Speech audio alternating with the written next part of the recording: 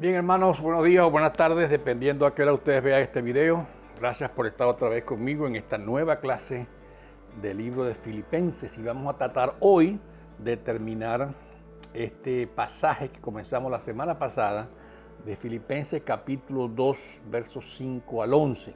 La semana pasada yo lo encontré, espero que ustedes también, más que interesante, más que productivo. Así que tenemos que terminar este mismo tema esta semana. Como ya saben, nos estamos reuniendo en la iglesia Hope Chapel presencialmente, aunque aún no tenemos las clases en presencia. Tendremos que grabar, por cierto, el día que nos toque estar presentes allá para seguir publicando esto a través de nuestros medios.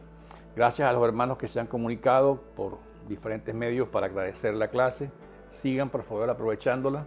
Como siempre les digo, aprovechen lo que es bueno, desechen lo que es malo. Que Dios usa es su palabra, no nuestra figura ni nuestra palabra.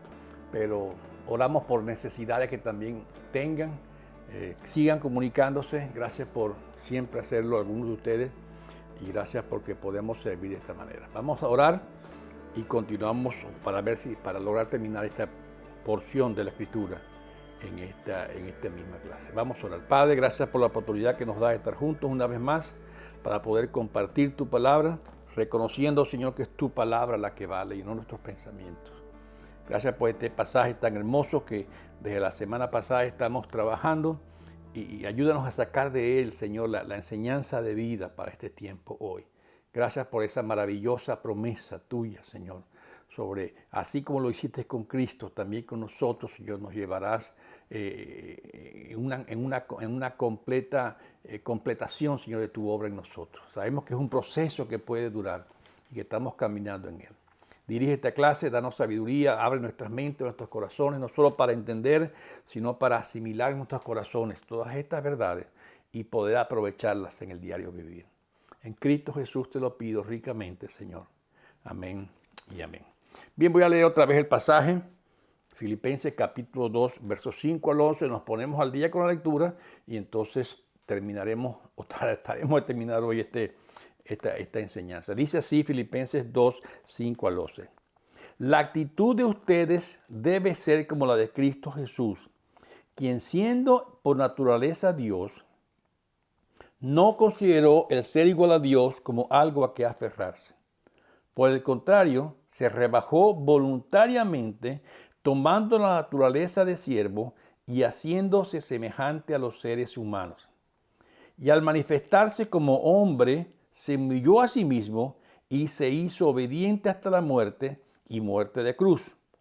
Por eso Dios lo exaltó hasta lo sumo y le otorgó el nombre que es sobre todo nombre, para que ante el nombre de Jesús se doble toda rodilla, en el cielo y en la tierra y debajo de la tierra, y toda lengua confiese que Jesucristo es el Señor, para gloria de Dios Padre. Ahí lo estudiamos la semana pasada con detenimiento, vamos a continuar hoy con otros acercamientos. Yo diría que desde el mismo momento que nosotros nacemos en este mundo, como personas, esperamos en ese tiempo que otros cubran mis necesidades. Un niño pequeño llora para que se le dé comida y sabe, enseguida aprende que cada vez que él siente el hambre, naturalmente al llorar, si tiene frío, si tiene calor, si se siente mojado, alguien va a responder a ese clamor que él hace. Y a veces que lo hacen ahora, por cierto, bastante incómodo, ¿verdad? Los padres lo sabemos. Pero de niños siempre queremos que se nos dé privilegio. Si vemos al papá muchas veces, el segundo niño, si ve al papá jugando con el primero, dice llorar porque quiere la atención con él. Y lloramos para que se nos preste atención. Y eso es muy egoísta de parte de los niños y siempre lo hacemos. Pero sencillamente se empieza a ver el corazón del hombre. Y de adulto hacemos una cosa muy parecida, por cierto. Por supuesto, todos buscamos los mejores trabajos, la mejor remuneración por el trabajo, la mejor casa más cómoda, los coches más grandes quizás, o lo más caro, no sé. Aún hacer cosas divertidas, nos gusta hacerlo. Pero, repito, siempre que lo hacemos con un deseo de lograr las cosas para nosotros, porque tenemos ese sentimiento egoísta. Y yo diría que muy rápidamente ese instinto de supervivencia que tenía el niño al principio, rápidamente se convierte en una expresión de esa naturaleza humana caída que todo lo quiero para mí. La experiencia humana, todo lo quiero para mí. Ahora recuerden, vivimos en una comunidad, vivimos en una familia donde hay que poner reglas precisamente para controlar ese instinto desbocado de que todo lo quiero para mí. Tiene que ser refrenado, porque de nuestra parte, por supuesto que deseamos que todos los demás estén a mi alrededor para que me rodeen y me sirvan a mí. Ese es el deseo muy, muy, muy humano. Por eso existen normas en la familia. Por ejemplo, en mi casa, cuando muchachos había un lugar, un mueble muy cómodo para ver televisión y teníamos reglas para usar el mueble. Nuestra mamá nos puso reglas para usar el mueble y había que obedecerlas, ¿verdad? Y había normas hasta de tiempo. Después que alguien se paraba, había un tiempo específico para que la persona ya perdiera ese privilegio de seguirlo usando. Pero hay leyes en las ciudades, en los países donde controlan estas cosas, porque yo diría que si no nos las controlan nos autodestruiríamos completamente. Ahora, estamos hablando en este pasaje, por supuesto, no de las normas de mi casa, estamos hablando de la encarnación de Cristo. Y aquí lo presenta Pablo como algo que, debo decirlo claramente, la encarnación de Cristo es la antítesis total de este instinto humano de que todo sea para mí, de que yo quiero dominar a todos. Repito, la encarnación de Cristo, de la manera que Pablo la presenta, es la antítesis de ese deseo humano de que todo sea para mí. Porque Cristo, dice Pablo, que tenía acceso a Dios, era Dios, tenía todos los privilegios de Dios, tenía toda la autoridad de Dios, y ya dije, era Dios. Y él podía utilizar esos privilegios, claro que podía utilizarlos.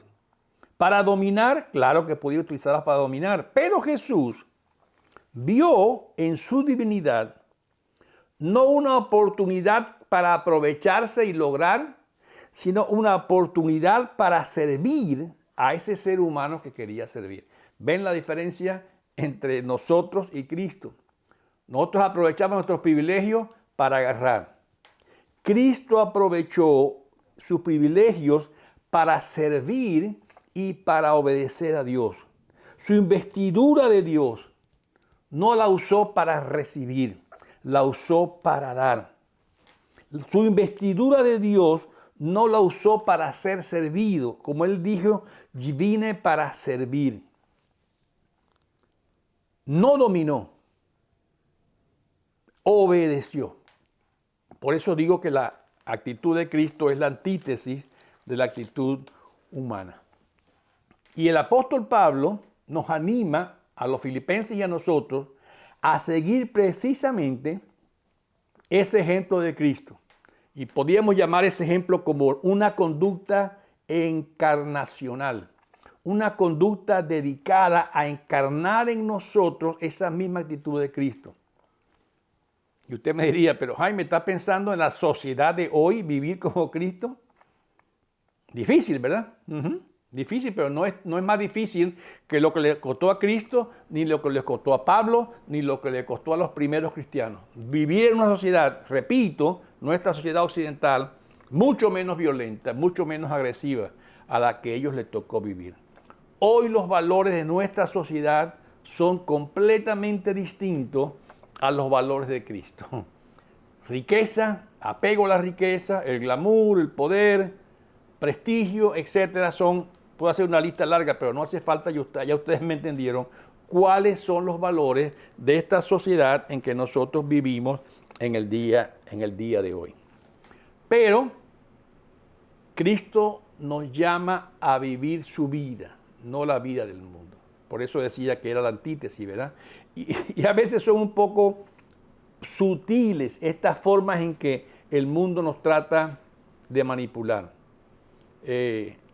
Por ejemplo, en las propagandas, lo vemos mucho en la televisión, las propagandas publicitarias nos hablan más los beneficios del producto, pero a veces los beneficios son más mentiras que verdades y son mentiras sutiles pero muy poderosas. Yo siempre le digo a mi familia que cuando hacen propagandas de medicina o de centros médicos, los enfermos que toman medicina, si usted no toma medicina, si usted no está enfermo no tiene por qué tomar medicina, pero la gente que toma medicina en propaganda son la gente más feliz que yo veo, los que van al médico. Van al médico sonrientes y contentos, tomando medicina felices y contentos.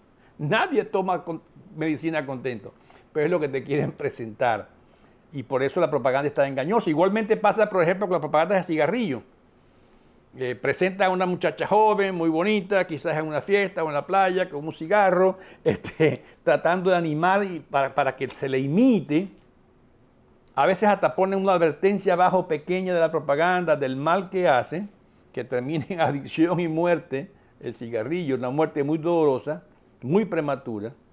Pero al fin y al cabo el énfasis que hacen es, aprovecha esto, mira lo que te puede dar, mira la aceptación que puedes sentir. Mira cómo esto te va a aprovechar y te va a hacer más cool, te va a hacer más divertido, más atractivo. Al fin y al cabo, los creadores de todo esto se hacen más ricos, muy ricos, y los pobres usuarios nos hacemos más pobres y más enfermos, porque así es la propaganda del día de hoy.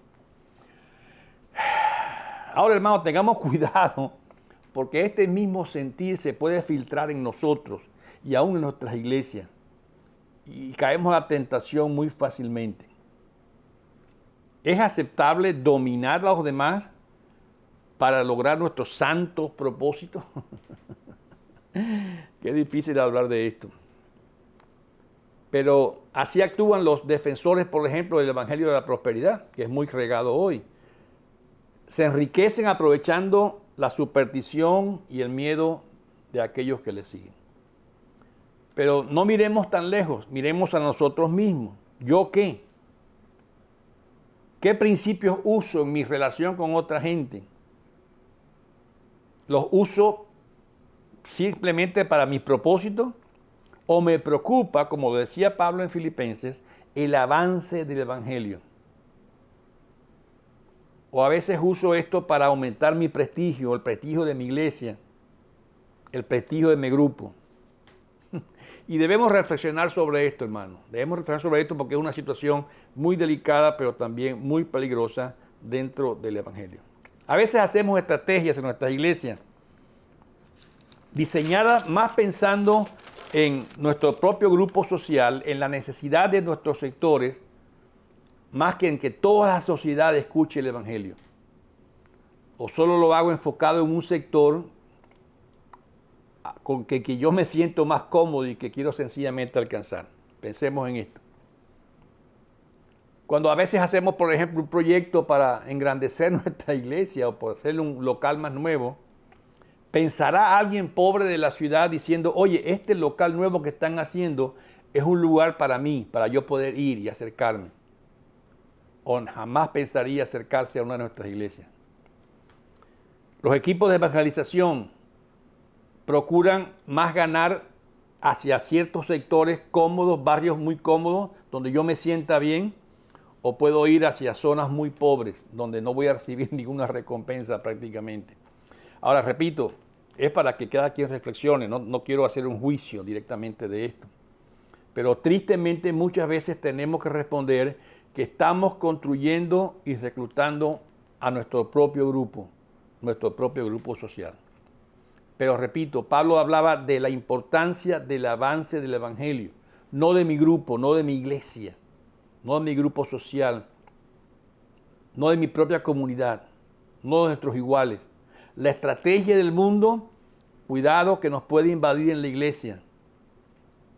A veces ni la notamos cuando entra. Pero este pasaje de Filipenses, capítulo 2, 5 al 11, nos habla de la estrategia de Cristo.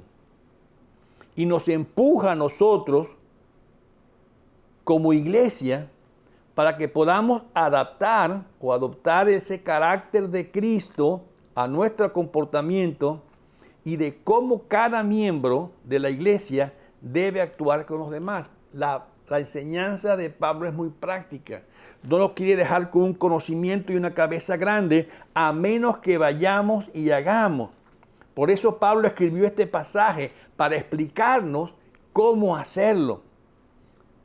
Él lo habla sobre nuestra relación con otros hermanos y dice, la relación con sus hermanos debe de tener ciertas características. Y se las voy a enumerar, hermanos, pongan mucha atención porque esto es clave. Pablo no está contento con que sepamos lo que hizo Cristo. Pablo dice, sepan lo que ustedes tienen que hacer, porque deben tener la misma actitud de Cristo Jesús. Y la primera es, den en vez de recibir. Tengan esa actitud de dar en vez de recibir. De servir en lugar de ser servido. De obedecer en lugar de dominar. Yo diría que es el ABC, dar, servir y obedecer.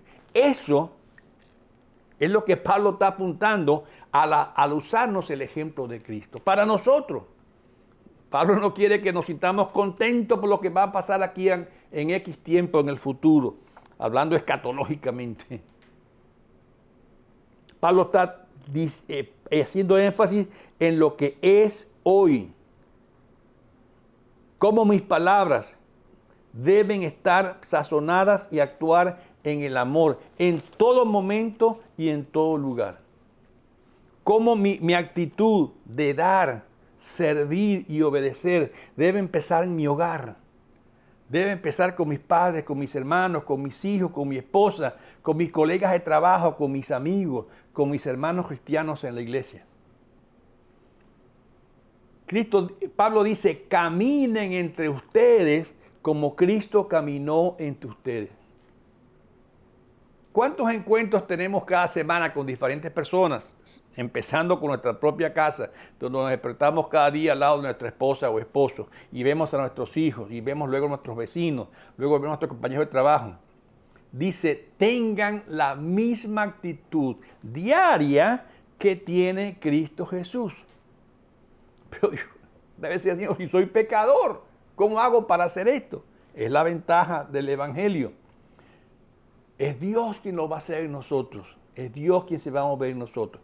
El escritor C.S. Lewis, un escritor famoso, por cierto, nos da una idea muy interesante, leyendo yo el material, sobre cómo actuar en esto. Y él nos da una idea del teatro. Él dice, a veces debemos disfrazarnos y hay muchas iglesias que usan teatros a veces para mostrar cosas. Y yo recuerdo una ocasión en Venezuela que estábamos haciendo un teatro sobre Jesús y buscamos un hermano muy querido por nosotros y lo pusimos para que actuara sobre Herodes. Pero el hermano, era difícil que él actuara como Herodes. Y cuando él decía, voy a mandar a matar a estos niños de 2 años para abajo, él decía después, gloria a Dios. Y decíamos, hermano Jesús, no diga gloria a Dios, porque Herodes no decía gloria a Dios. Pero para él era difícil expresar algo así sin decir gloria a Dios. Y nos reíamos, pero el punto es que a veces sucede, ¿verdad? Y lo que quiero decir con esto es que debemos actuar. Y sería una buena prueba que todos podamos hacer un día. Y decir, hoy voy a disfrazarme de Cristo. Y no estoy diciendo que salgamos afuera con una peluca y con una túnica blanca. Entonces no es la idea. La idea es hacernos convencimiento. Hoy va Cristo al trabajo. Y cuando yo llegue allá, estoy seguro que voy a actuar y a descubrir cosas. Cuidado, que puede sorprendernos tremendamente. Yo les animo a ustedes que hagan la prueba. Vayan al mercado esta semana y antes de salir de su casa digo, vayan al mercado Cristo. Y se van a dar cuenta que actitudes, palabras que quizás Cristo no usaría y ustedes están usando y tendrán que refrenarse, ¿verdad? Pensamientos. Pero estoy seguro que este tipo de ejercicio nos ayudará a la madurez cristiana. Trate de salir de su casa o de levantar en su casa entre los suyos diciendo, hoy está Cristo aquí, voy a actuar como Cristo actuó. Voy a disfrazarme de Jesús por un día. Descubriremos que hay mucha enseñanza en una actitud así. En nuestro hablar, en nuestro actuar. Estoy seguro que nos llevaría a una profunda experiencia de obediencia a Dios. Y es lo que enseña Pablo en 1 Corintios. Pablo en 1 Corintios capítulo 1, perdón, 1 Corintios capítulo 8, si ustedes leen del 1 al 11, 8, 1 al 11, lo dice claramente. Y está hablando aquí de algunos hermanos que estaban comiendo, hermanos de Corinto, que estaban comiendo algo que algunos decían, esa carne es dedicada a los ídolos. Y Pablo claramente dice, hermano, lo que se coma y lo que no se coma no tiene nada que ver con esto. Al fin y al cabo, los ídolos no son nada. Podríamos decir que estos hermanos, y léalo con calma, capítulo 8 de 1 Corintios 1 al 11. Podríamos decir que estos cristianos en Corintios tenían el derecho a comer carne. Al fin y al cabo, la carne lo que se comía y lo que se entra al estómago, usted sabe para dónde va a parar al fin y al cabo. Cristo lo dijo muy claramente. Si era ofrecida a los ídolos o no ofrecida a los ídolos, no importaba. Pero estos hermanos estaban haciéndolo sin tomar en cuenta a otros hermanos que sí les importaba. Y Pablo lo llama hermanos débiles. Y esto hacía caer a los hermanos débiles. Ahora, un cristiano de Corinto podría decir, pero Pablo, ¿tengo el derecho de comer la carne o no tengo el derecho de comer la carne? Y Pablo le dice, sí tienes el derecho de comer la carne. Pero lo que está diciendo Pablo es que lo que me debe guiar a mí en mi vida cristiana no es mi derecho a hacer las cosas. Lo que me debe guiar es el amor hacia mi hermano. Usted ve qué hace con su derecho. Repito, lo que Pablo está diciendo es, y lo que Cristo está enseñando es, la guía de mi vida no son los derechos, es el amor a mi hermano. Y lo explica de muchas otras maneras. En ese mismo libro de Corintios, 1 Corintios, capítulo 9, el verso 12, dice de esta manera, 9:12, déjenme encontrarlo para ustedes. 11. Si otros tienen derecho a este sustento de parte de ustedes, ¿no lo tendremos aún nosotros? Sin embargo, no ejercimos este derecho, sino que lo soportamos todo con tal de no crear obstáculos en el Evangelio de Cristo. ¿De qué está hablando Pablo? Voy a leer el 11. Si hemos sembrado semillas espiritualmente entre ustedes, ¿será mucho pedir que cosechemos de ustedes lo material?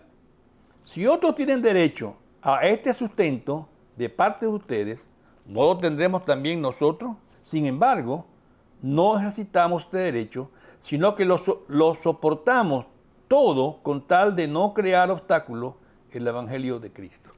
Pablo está hablando del dinero y de que si podían él recibir ayuda de las iglesias.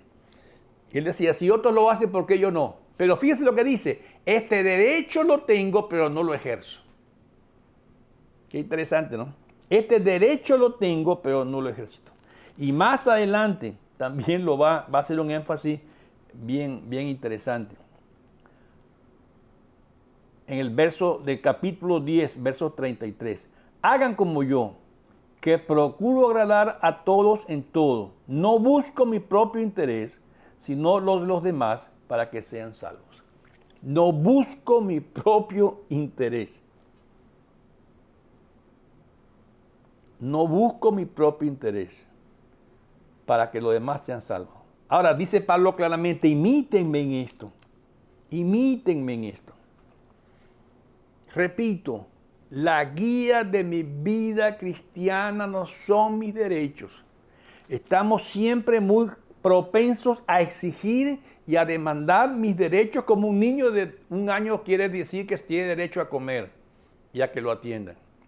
Pero la Biblia dice, y Pablo está enseñando, que la guía no son mis derechos, es el amor a mi hermano. Igual que en Efesios capítulo 5, 25-28, donde Pablo habla sobre los maridos que traten a sus esposas, y aquí lo pone alto, como Cristo amó a la iglesia.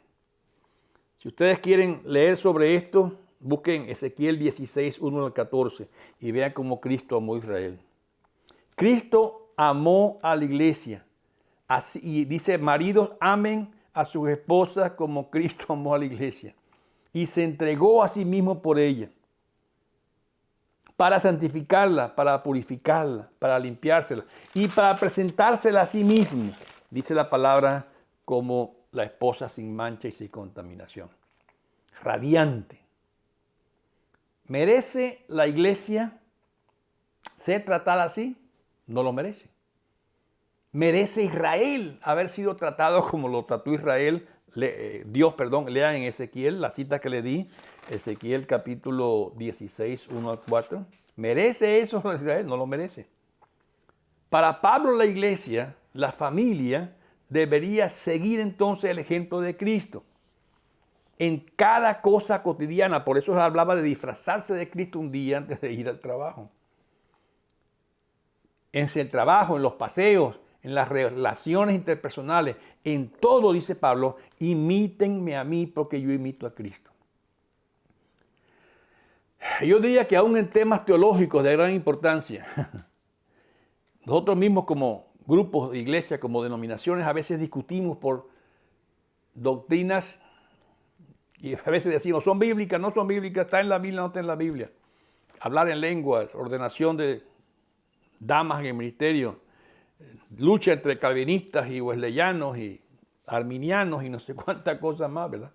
Ahora, yo sé que quizás nunca llegaremos a acuerdos completos, cada quien va a encontrar una base bíblica para defender su punto, pero lo que sí dice Pablo y nos enseña la palabra es que debemos mantenernos unidos en lo que sabemos que es fundamental para la iglesia cristiana, basado en nuestros credos, basado en la palabra de Dios, como la iglesia lo ha hecho. Pero en cosas que diferimos, debemos nosotros mantener una actitud de respeto, de amor, de relaciones basadas en la autoridad de la palabra y nuestra opinión, basados en otros hermanos como que también son hombres y mujeres de fe.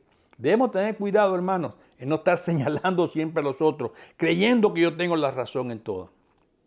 ¿Son temas importantes de estos que nombré? Sí son importantes, muchos son importantes. ¿Hay respuesta bíblica? Yo creo que sí hay respuesta bíblica. Y cada denominación ha encontrado respuesta bíblica para lo que cree. Pero lo que sí estoy seguro de la enseñanza bíblica es que jamás nos pondremos de acuerdo sobre ciertas cosas, por muchas razones. Pero lo que sí debemos hacer es comprometernos a escucharnos con respeto y a mantener una unión espiritual, aún con aquellos que diferimos de ciertas cosas. Solo con la humildad de Cristo, con la humildad que Cristo nos mostró, es posible que nosotros podamos llegar a tener estas características que Cristo tuvo. No es una actitud nuestra, no es algo que yo logro, es Cristo quien lo puede hacer. Así reflejaremos el carácter de Dios. Recuerden, el carácter que Cristo nos mostró para Dios. Sacrificio, sacrificio y obediencia. En todas nuestras relaciones interpersonales, el énfasis siempre debe ser servir entregadamente y obedecer a Dios cuando imitamos a Cristo. Lo hago lento esto para que quede claro entre nosotros. No estoy hablando de que no tendremos diferencias. Siempre va a haber diferencias entre nosotros. Yo llevo casado 44 años con mi esposa. Creo que es la mujer que Dios tenía para mí preparada. No tengo la menor duda de eso. Pero tenemos diferencias. Hasta de boberías pequeñas de apagar o prender una luz. ¿A quién le interesa eso? Pero la Biblia me dice que yo debo tratar a mi esposa como Cristo trató a su iglesia. Y debo prepararla para desarrollar el potencial que Dios le ha dado. En todas nuestras relaciones interpersonales, el énfasis siempre debe ser un servicio de entrega y una obediencia a Dios al imitar a Cristo. ¿Cómo lo hacemos? ¿Cómo lograr esto? Ojo, en nuestra tendencia natural de humanos no nos sirven. Pero aquí está la clave para ustedes. Dios no espera que nuestra obediencia sea en base a nuestras fuerzas. Y lo dice Pablo, ahí mismo en el capítulo 2 de Filipenses, el verso 13, que ya leí. Recuerden ustedes, pues Dios es quien produce en usted tanto el querer como el hacer para que se cumpla su buena voluntad. Aquí está la respuesta. ¿Cómo logro esto? No en mi fuerza, no en mi capacidad, no en mi esfuerzo de obediencia. Dice Pablo, pues Dios es quien produce en usted, en mí, tanto el querer como el hacer, para que se cumpla su buena voluntad. En mi querer y en mi hacer no está hacer estas cosas. pero Dios tiene que producirlo en mí. Dice claramente para que se cumpla su voluntad. Él produce en nosotros el deseo de servir, el deseo de obedecer. El énfasis de este pasaje en este enfoque es la exaltación de Cristo, no es mi exaltación. Pero eso se logró a través de su sumisión, pensando en el futuro de cómo Dios iba a arreglar todas estas cosas. Yo sé que queremos defendernos siempre, pensando que soy yo quien tiene que defenderse. Pablo, Cristo y Dios nos está diciendo, yo estoy produciendo estas cosas. Pablo quiere recordarnos que hay un día final donde tendremos que dar cuenta ante Dios de todas nuestras acciones, incluyendo la forma en que nos relacionamos con otros. Y nos exhorta siempre con ese ejemplo a la luz de ese día. Tendremos que un día presentarnos, no para probar si yo tenía razón en lo que yo opinaba. Lo que dice es para que debemos hacerlo para presentarnos puros e irreprochables, llenos del fruto de la justicia. Ya lo dijo en el capítulo 1, versos 10 y verso 11. Lo dice, ¿verdad? Para que disciernan lo que es mejor y sean puros e irreprochables para el día de Cristo, llenos del fruto de justicia que se produce por medio de Jesucristo para gloria y alabanza de Dios. Pablo nos habla siempre del futuro. Por eso se usa algunas veces la palabra escatológicamente hablando, porque es al futuro, ¿verdad? Pablo nos dice que nuestra actitud de hoy, quizás no veamos la respuesta hoy. Quizás no veamos gente felicitándonos o dándonos un diploma de lo buen servicio que hacemos. Pero un día todos vamos a estar en la presencia de Dios y dar cuenta de nuestras acciones. Y lo que Él quiere no es decir, oye Jaime, tú tenías razón en todo. No, Él quiere que yo me presente ante Él puro y reprochable, llenos del fruto de justicia. Es Dios quien lo va a hacer, esos frutos de la justicia de Dios. Para Pablo, para los profetas, el motivo mayor era ver ese día final, ese día que viene y que nos sirva a nosotros ahora, en el día de hoy, ese día que viene, como un incentivo de lo que, para animarnos a hacer la conducta diaria que tenemos que hacer. A veces creemos que las conductas las vamos a hacer para lograr aquí las cosas. Y Pablo dice, tengan cuidado con eso. Tendremos un día futuro. Si alguno de ustedes puede leer el libro de Amós, capítulo 5, versos 18 al 22, les va a ayudar a entender estas cosas. Amós, capítulo 5, versos 18 hasta el 22. Lo que estoy hablando es que Jesús le advirtió a los judíos lo fácil que sería ser rechazados y no poder entrar al banquete de Dios si realmente no estaban dispuestos a hacerlo. Los pasajes de Lucas 14, déjame buscarlo para que lo tengamos a mano. Lucas 14, los versos 15 al 24. Ya casi llego, no se preocupen. 14, 15 al 24. Al oír esto, uno de los que estaban sentados en la mesa con Jesús le dijo, dichoso el que coma en el banquete del reino de Dios. Jesús le contestó, cierto hombre preparó un gran banquete e invitó a muchas personas. A la hora del banquete mandó a sus siervos a decirle a los invitados, vengan porque ya todo está listo. Pero todos sin excepción comenzaron a disculparse. El primero les dijo, acabo de comprar un terreno y tengo que ir a verlo. Te ruego que me disculpes. Otro le dijo, acabo de comprar 5 yuntas de buey y voy a probarlas. Te ruego que me disculpes. Otro le dijo, acabo de casarme y por eso no puedo ir. El siervo regresó y le informó esto a su señor. Entonces el dueño de la casa se enojó y mandó a su siervo, sal deprisa por las plazas y los callejones del pueblo.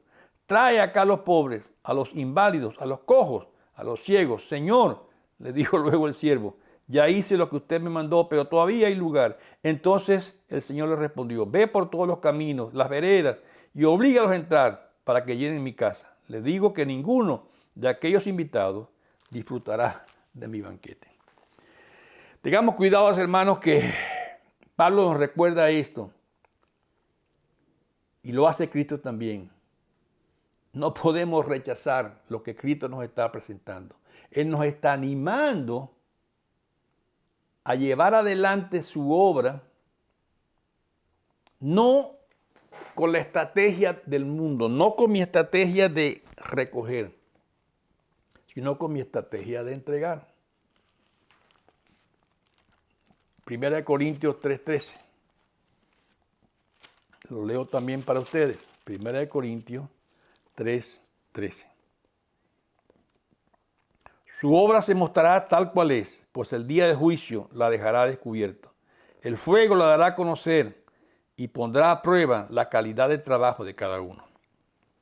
Esto es lo que estamos esperando. Todos tenemos que dar respuesta ante lo que hemos hecho con lo que Dios nos ha dado. Su obra, toda nuestra obra va a ser probada por fuego. Por eso hablamos que la motivación no es mi respuesta hoy.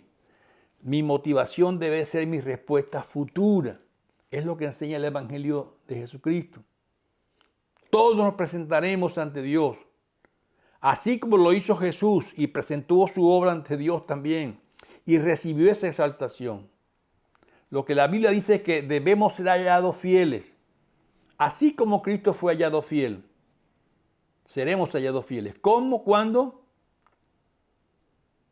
¿Por nosotros mismos? No. Es la obra que Él ha hecho en nosotros. Él nos da esas convicciones. Él nos da el imperativo. Dos cosas muy claves: servir y obedecer. Hermanos, para eso nos llamó Cristo. No nos llamó a defender nuestra causa. No nos llamó a defender mi gloria. No nos llamó a defender nuestros derechos. Tenemos derechos, claro que lo tenemos. Pero lo más importante para el Señor no son tus derechos. Es tu amor mostrado hacia tu hermano. Tu amor mostrado hacia tu prójimo. Es tu acción. Como dije en la clase pasada, no es lo que yo sé. Es lo que yo hago con lo que sé. Cuando mi motivación es correcta, porque lo sé, entonces mi acción será correcta, porque la motivación la produce. Y el resultado será entonces el mismo resultado de Cristo. Seremos llamados por Dios y decir, y oiremos las palabras: buen siervo, sobre poco has sido fiel, sobre mucho te pondré. Pasa el gozo de tu Señor. No porque lo hicimos nosotros, porque ya lo leímos en el 2:13. Él produce en nosotros el querer como el hacer. Ese es el Evangelio de Cristo. Por eso el Evangelio no es lo que yo logro para Dios. Por eso el Evangelio es lo que ya Dios logró para mí. Y si creo y si comienzo mi vida cristiana creyendo lo que ya Dios hizo por mí en la cruz con Cristo Jesús, la Biblia dice: de la manera que habéis creído, andad también en Él. Por la misma fe debo caminar día a día la vida cristiana creyendo en estos principios de servicio y obediencia, porque a Cristo le resultó en el futuro de exaltación y su glorificación.